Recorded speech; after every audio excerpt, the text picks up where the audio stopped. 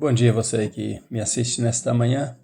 Eu quero dar graças a Deus por tua vida e motivar a você a estar conosco em mais um estudo da Palavra de Deus, mais uma meditação da Palavra de Deus. Que Deus abençoe o teu dia, e o meu dia no nome de Jesus. Estamos lendo, estudando sobre a primeira epístola de Pedro, o apóstolo, e entendendo a doutrina dos apóstolos, o que os apóstolos passaram para a igreja. Então, o título da mensagem de hoje é Sendo Diferente no Mundo dos Normais. Quando tudo se parece normal, você precisa ser diferente. Então, esse é o título, Sendo Diferente no Mundo dos Normais. Vamos ler primeira epístola de Pedro, capítulo 3, versículo 8, 18 e 22, que diz assim: Finalmente, sede todos de um mesmo sentimento. Finalmente, sede todos de um mesmo sentimento, compassivos, cheios de amor fraternal, misericordiosos, humildes. Então, sejam compassivos, cheios de amor fraternal, misericórdios e humildes. O versículo 18 diz: Pois Cristo padeceu uma única vez pelos pecados, o justo pelos injustos, para levar-nos a Deus. Ele, na verdade, foi morto na carne, mas vivificado em espírito. E o 22 diz que está à destra de Deus, tendo subido ao céu, havendo-se-lhe sujeitado os anjos e as autoridades e as potestades. Deus abençoe a leitura da sua palavra. Estamos felizes por podermos ler a palavra de Deus. Bom, você já deve ter ouvido frases assim: se pisar no meu calo, aí eu riço, aí eu cresço, eu não aceito ninguém pisar no meu calo.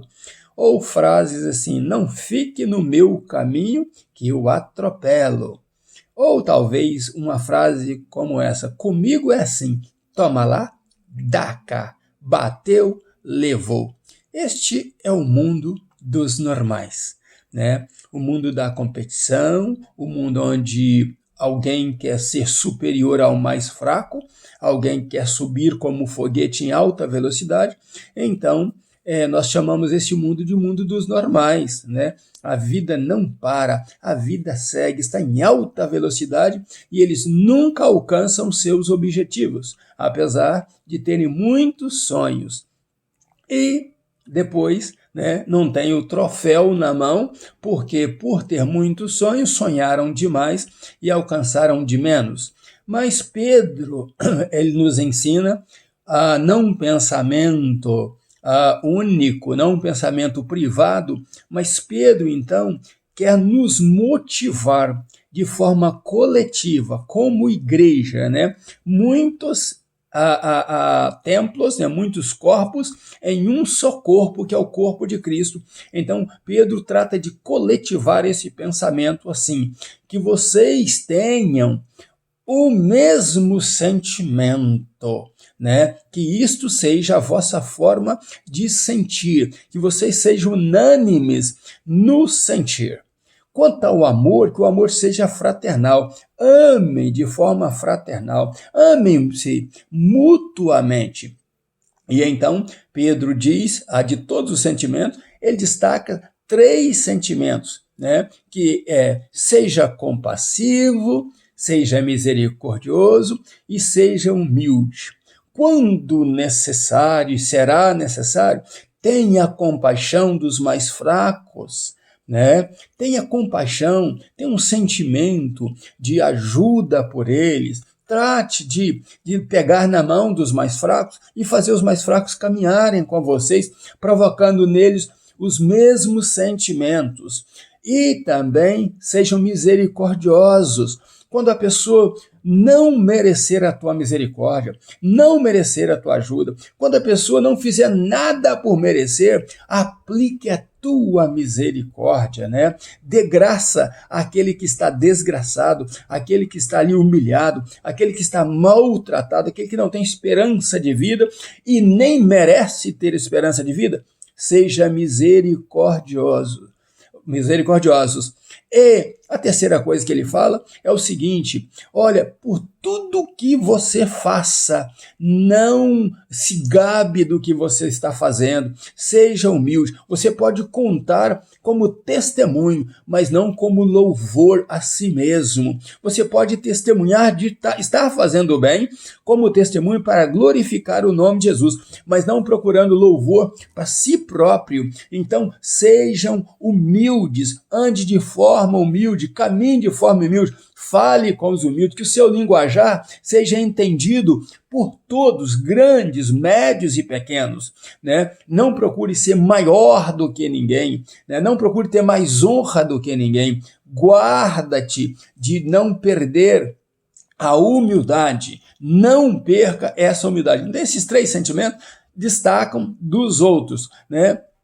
E devemos, nesta vida de ser diferente no mundo dos normais, atribuir aos outros o bem, mesmo que eles nos façam mal. Então devemos policiar os nossos atos sempre, sabendo, olha, fulano me fez mal, fulano não foi um bom amigo, fulano não foi uma boa pessoa, ele falou mal de mim, mas eu não vou me tornar como ele, eu vou ser diferente dele, eu vou atribuir o bem, por mais que isso tenha ferido a minha carne, ferido o meu corpo, ferido a minha mente, ferido o meu coração, eu não vou restituir o mal a ele. Eu vou falar bem, eu vou abrir a boca e deixar que da minha boca saia um manancial de águas vivas e não águas envenenadas, águas de morte, águas sujas. Eu preciso ser assim. Pedro estimula que nós também desviemos dos perigos de morte e que a vereda da vida é para aqueles que fazem o bem, para aqueles que falam bem, né? Pedro chega até dizer, mesmo que os maus continuem fazendo maldade, você faça o bem, porque isso agrada a Deus. Deus tem os olhos abertos, Deus está contemplando o coração justo. Deus vê a todos, mas ele ama contemplar os justos. Então, façamos o bem, vivamos para o bem, mesmo nesse mundo complicado, nesse mundo confuso, nós devemos fazer a diferença, né? E Deus que vê os justos, ele irá cuidar de nós, ele irá cuidar dos nossos passos, ele nos ajudará. Né? E a Pedro também diz que você tem que ter, e eu tenho que ter uma consciência cristã. Né? Não é uma consciência normal como os normais, né? Não, eu vou pela minha consciência. E o que é consciência? É ter uma ciência daquilo que está fazendo antecipadamente. Então, se a nossa ciência, se o nosso conhecimento está em Deus, tudo que venhamos a fazer estará debaixo da orientação, né, e dos cuidados de Deus, e não nos preocuparmos com os que pensam mal de nós. Né? O importante é que eles vejam as nossas boas obras e troquem os seus pensamentos, mas os pensamentos deles não podem criar em nós atitudes erradas, atitudes de vingança, do toma lá da cá, do está no meu caminho eu atropelo. Não podemos pensar assim. Né? E mesmo se Deus permitir que nós passamos por necessidade ou padeçamos por amor a Jesus, isso agrada a Deus, porque Jesus também padeceu os nossos pecados e isso agradou a Deus. A Bíblia diz em Isaías que Deus agradou o moê-lo. Por que moê-lo? Para que ele sofresse o último preço dos nossos pecados, para que fosse bem pago os nossos pecados. Então, neste mundo dos normais, devemos ser diferentes dos normais, porque nós somos a igreja de Cristo, nós somos sacerdócio santo, nós somos o povo escolhido de Deus para brilharmos nessa terra. E Jesus diz que nós somos os luzeiros do mundo, que a glória dele iria brilhar em nós. Se ficarmos firmes e constantes, Deus nos honrará. E existe uma herança que está preparada para mim e para você na glória, né, conquistada por Cristo. Então nós seremos co-herdeiros com Cristo das heranças que Deus tem para aqueles que fazem o bem e que caminham no bem, fazendo o bem, mesmo que todos andem na contramão. Eu costumo dizer isso. Ande na mão, você ame, seja misericordioso, seja humilde, seja compassivo e ande pulsando segundo o coração de Deus nessa terra. Que nós tenhamos a mesma motivação da igreja do Senhor Jesus. Nós já sabemos qual será o final desta batalha, e que nesta batalha nós não teremos que pelejar, é simplesmente darmos lugar ao Espírito Santo de Deus para operar em nós, e a nossa vida será uma vida semelhante à programação, né, à orientação de Deus. Deus se incumbirá de nos fazer caminhar passo a passo nessa vida, glorificando o nome dele. E sendo assim, você não precisa temer o que teme os normais, porque a vitória é sua, a vitória é minha, a vitória é nossa, pelo poder que há no nome de Jesus. Então, busque viver esse título em você, sendo diferente no mundo dos normais, ainda nos meus pijamas, buscando a Deus. Pastor Riva Martins, Deus abençoe você e família, em nome de Jesus.